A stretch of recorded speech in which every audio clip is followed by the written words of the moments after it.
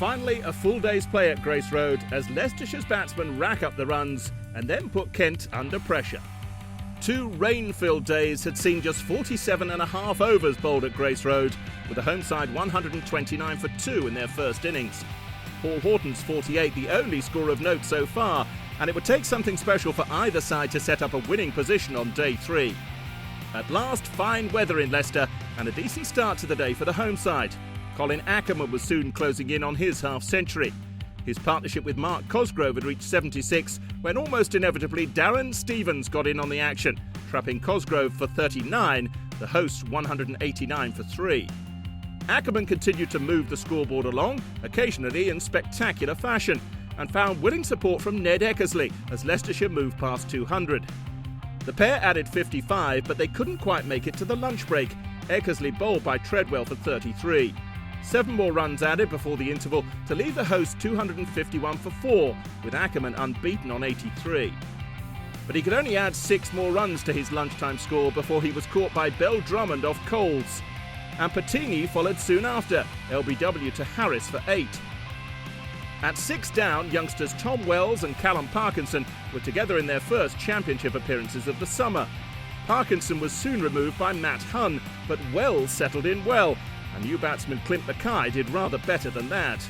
The pair added 57 before Wells became Hunn's second victim of the afternoon, caught by Harris for 46.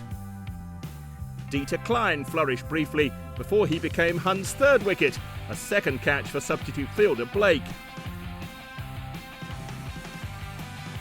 But Mackay carried on, reaching his 50 and steering Lancashire to maximum batting points with an over to spare. He added 62 for the last wicket with Gavin Griffiths, and when Mackay was run out by Joe Denley for 66, Leicestershire were all out for 420 at tea. Decent contributions in the innings from several batsmen, with Ackerman and Mackay the standout performers, the wickets shared out by the Kent bowlers. But their bid to pick up some batting points of their own got off to a decidedly shaky start. Sean Dixon was LBW to Klein in the 3rd over, and the South African struck again not long after. Denley bowled for 10. Bell Drummond and skipper Sam Northeast steadied things for Kent with a 50 stand, but the introduction of Tom Wells to the attack did the trick for Leicestershire, the all-rounder following his decent showing with the bat by removing Bell Drummond with his first ball. 82 for 3 became 101 for 4 when Northeast gave Klein a 3rd wicket, caught by Cosgrove for 40.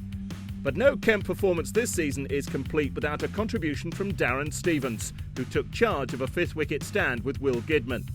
When his partner was dismissed by Klein for 24, the veteran all-rounder simply kept going, hitting a 6 and 9 fours in an unbeaten 54. Kent 193 for 5 at the close, still 227 runs behind after one of Leicestershire's better days of the season so far. Maximum batting points thanks to Mackay's 66 off 58 balls, before Klein's 4 for 48 put Kent under a little pressure. The visitors will need a good start on day 4 to avoid any danger of the follow-on.